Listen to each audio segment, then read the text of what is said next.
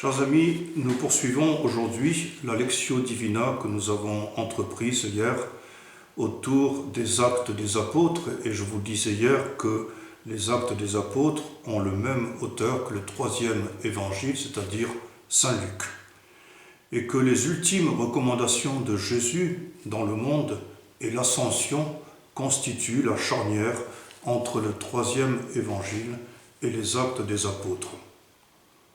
Voici par exemple ce que dit Jésus en Saint Luc au chapitre 24e. « Et voici que je vais envoyer sur vous ce que mon Père a promis. Vous donc, demeurez dans la ville jusqu'à ce que vous soyez revêtus de la force d'en haut. » Donc la recommandation de rester à Jérusalem assortie de la promesse de l'Esprit Saint. Voilà comment s'achève, juste avant l'épisode de l'Ascension, l'évangile de Saint Luc. Et dans les Actes des Apôtres, on peut lire ceci. « Alors, au cours d'un repas qu'il partageait avec eux, donc Jésus avec ses disciples, il leur enjoignit de ne pas s'éloigner de Jérusalem, mais d'y attendre ce que le Père avait promis.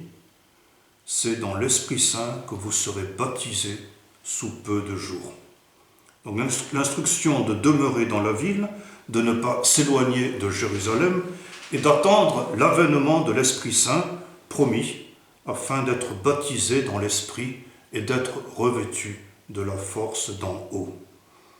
Telles sont les ultimes recommandations de Jésus que l'on trouve à la fin des Actes, à la fin de l'Évangile selon saint Luc et au début des Actes des Apôtres.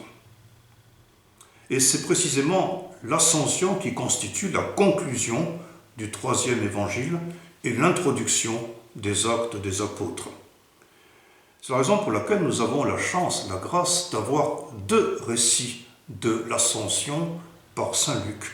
Et ces récits sont des récits complémentaires. Dans l'évangile selon saint Luc, « Puis il les emmena jusque vers Béthanie, et levant les yeux, il les bénit. Or, il advint, comme il les bénissait, qu'il se sépara d'eux et fut emporté au ciel. » Nous voyons dans l'évangile selon saint Luc que l'ultime geste de Jésus, avant que de s'en aller vers son Père, c'est de bénir ses disciples. Et cette bénédiction se prolonge jusqu'à la fin des temps. Dans les Actes des Apôtres, à ces mots, ces recommandations, cet envoi en mission, il s'éleva et une nuée le déroba à leurs yeux. Les Actes des Apôtres soulignent ainsi la disparition visuelle de Jésus à travers une nuée qui correspond à une sorte de théophanie à rebours. Vous savez qu'une théophanie, c'est la manifestation de Dieu, et là, en l'occurrence, c'est la disparition du Seigneur. Il y a enfin, dans l'Évangile selon saint Luc et dans les Actes des Apôtres, la réaction des disciples face à l'ascension du Seigneur. Dans l'Évangile selon saint Luc, pour eux, s'étant prosternés devant lui, ils retournèrent à Jérusalem en grande joie, et ils étaient constamment dans le temple à louer Dieu. Il y a donc ici trois aspects. Tout d'abord, une adoration, une prosternation devant celui qui a disparu, signe de sa présence par-delà son départ.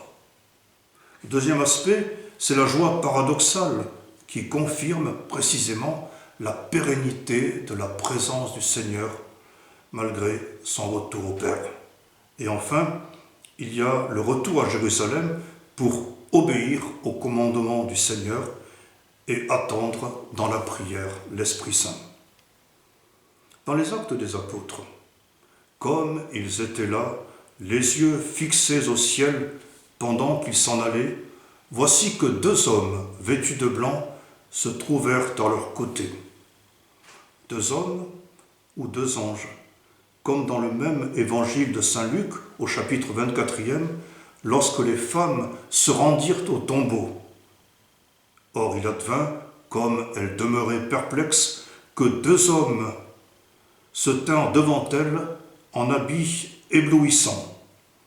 L'expectative des disciples à l'ascension est du même ordre que la perplexité des femmes au tombeau face à ce que les uns et les autres envisagent en termes d'absence. L'absence de Jésus à sa mort, l'absence de Jésus à son ascension. Dans les deux cas, les deux anges, demandent de ne pas chercher le vivant parmi les morts, de ne pas rester ainsi à regarder le ciel, car ce même Jésus qui a été enlevé reviendra de la même manière dont vous l'avez vu s'en aller vers le ciel. Ainsi, dans l'histoire, il y a désormais deux moments. Le moment du départ du Seigneur vers son Père et le moment de son retour à la fin de l'histoire. Entre ces deux termes, son départ et son retour, se situe le temps de l'Église. Prenez soin de vous et prenez soin des autres.